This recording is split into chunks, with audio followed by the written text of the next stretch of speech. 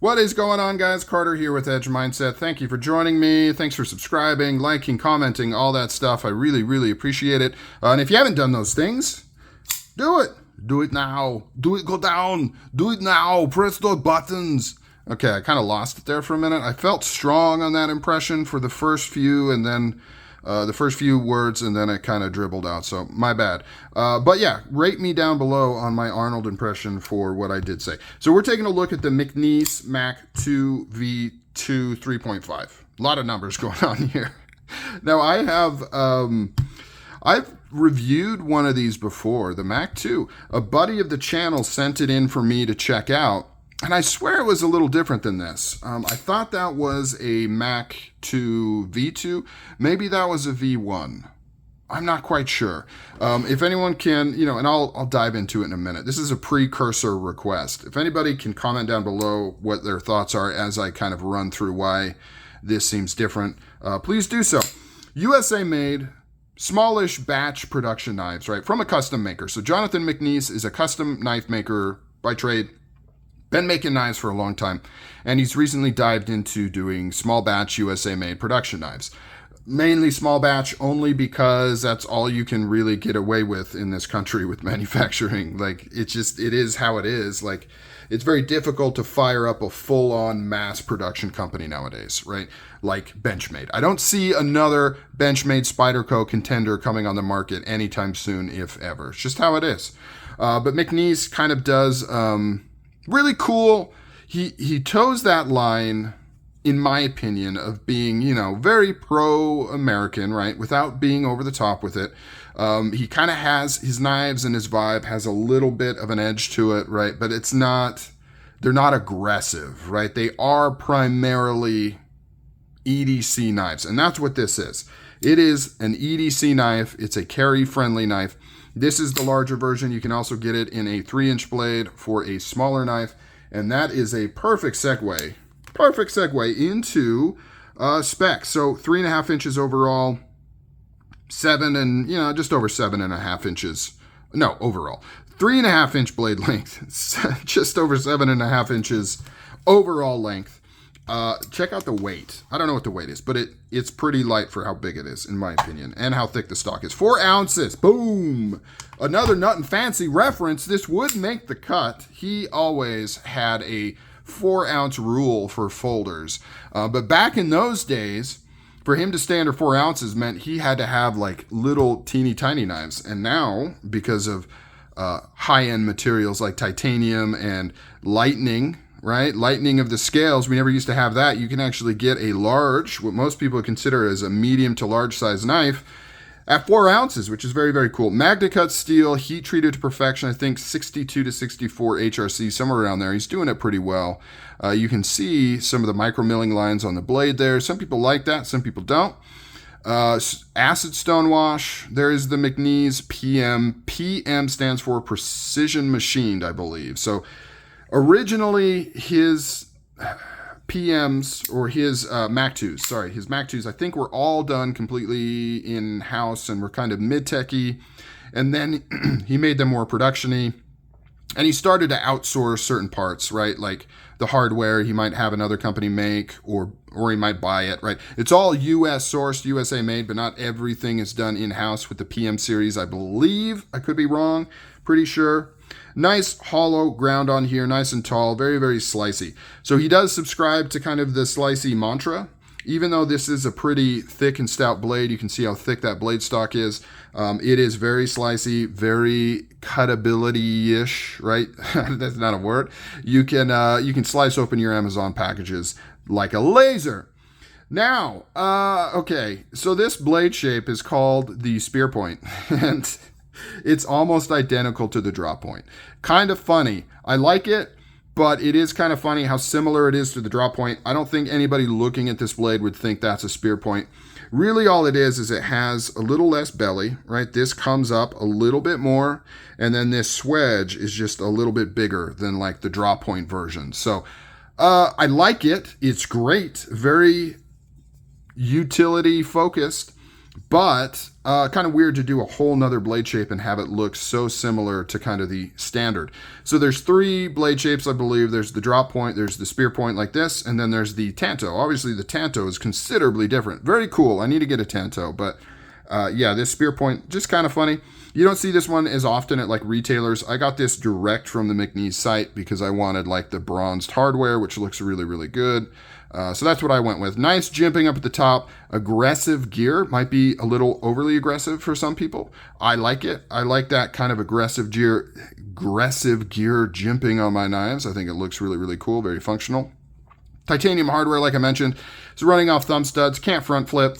Can't, yeah, you can just thumb or reverse, and it works very, very well. Now, one of the complaints that people have on McNees is the stoutness of the detent. They struggle with it, hurts their thumbs. The beauty of that is you can easily fix it. And because this doesn't have an over travel, you can fix it without taking it apart. Just pull that lock bar out a little. Just pull it out, overbend it just a touch. Start very, very slow, right? Just a little bit. Start very slow until you get that detent exactly where you want it. Now, keep in mind, it's going to affect how well it snaps open, right? The lighter the detent, right? It's not going to snap as much as if it was stouter. But these are tuned pretty tough from the factory. So if you want, you can just unbend it a little. Now, you know, be smart about it. I don't want you yelling at me and sending me emails that you snapped your lock bar because you tried to like crank it all the way out, or you second guessed and you cranked it in and you cranked it out, right? So be delicate, go slow, but you can reduce that detent pressure if you want yourself very easily. No lock bar insert. Now, the milling pattern on this is called Swerve. It's got a very cool pattern. So it's flat on these peaks here, and then you can see that it's milled in. This one has a two-tone thing where it's black anodized inside and on the sides, and then kind of a polished or satin bronze on the flats there to match the hardware. Very cool. I kind of wish I just would have went with maybe the classic grenade pattern, you know, the frag pattern after all, because I don't love, I thought it was going to be rounded. You know, it kind of looked like that in the pictures. I don't know if I love how it's flat on the top like that. I mean, it's fine, but I just don't love the Swerve pattern as much as I thought I was based on pictures. You've got a pretty thin stop pin right here. Some people are concerned about. I've never heard of a single issue. Running on bearings, really nice action. 2 posts, 2 standoffs holding it together. Pocket clip is interesting. Very stout tension. Once again, you can relieve that a little bit. Just give a little bend. Not actually enough to lift it up, but just to relieve some of that tension. It works well. It gets in and out of the pocket. It's pretty wide though. Look how big that bend is. That is wild. Like you could put this in like the thickest pair of overalls, winter gear ever, and you'd have plenty of room. So that's kind of a critique. Doesn't really necessarily cause an issue. Like it feels pretty comfortable. You do kind of catch on it a little with your hands sometimes, but it's not uncomfortable. It's just weird for an EDC knife to get that wide because of the pocket clip. Not quite sure what that's about. And honestly, the pocket clip design is stylish, but I don't know. It's probably my least favorite thing about the knife, you know, as a small critique, right? We're not talking performance. We're not talking its ability to function as a knife, just like these little critiques that we have to use because knives are made so well now that all you can do is critique things like how wide the pocket clip is, which is an excellent place to be with knives. I remember when knives didn't function that well. I would review knives and the lock would fail. I would review knives and it wouldn't open correctly. Blades were rubbing up against scales. So it's amazing we're in a place where my biggest complaint about this knife is not even how the pocket clip functions, but how it looks and how wide it is. So really excellent stuff. Very cool. So the one I borrowed, and it could just be my memory, the one I borrowed, I don't think it was lightened. I feel like it was heavier and it had more of like a thunky feel. So this one has a little bit more of a hollow feel, right? Because it is kind of hollowed out in here. And I really liked the one I checked out from my buddy because I swear it was a little more substantial and the action was not as tinny, I guess. Now, of course, you know, that's a dumb thing to complain about with a knife. You're like, so you want it heavier and harder to carry because you like the thunkier type feel to it? Yeah, kinda. kind of, because we're not talking like crazy amounts of weight here. You know, I don't mind a few extra ounces on a knife if it has a cool hand feel, but that's just me. That's my experience. Yours may vary. Most people nowadays want as light as possible, which absolutely makes sense. I did want to mention, you know, I said no lock bar insert. It is carbonized, no lock stick. You can see the lockup percentage is really, really good. You've got double beautiful chamfers inside there. Plenty of room to get your thumb in. Feels really, really good.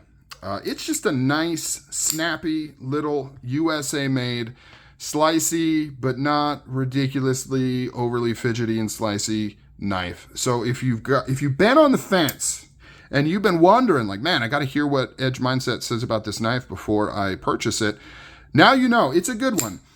You know, the design of this knife doesn't really tickle my fancy 100%. I don't know if I'm going to get another one. I kind of been eyeing a Tanto, but then I haven't really jumped on it. Mainly just, you know, it just doesn't like, it's just not really my jam. It's a well-made knife. It's a well-made USA-made knife. But in terms of the aesthetics and how it's kind of done, it's just not necessarily a knife I think I'm going to get multiple of. I'm just going to have this one, carry it, and enjoy it. But we'll see. You never know what happens. All right, guys, I am out. Thanks for hanging out and talking knives with me. Take care.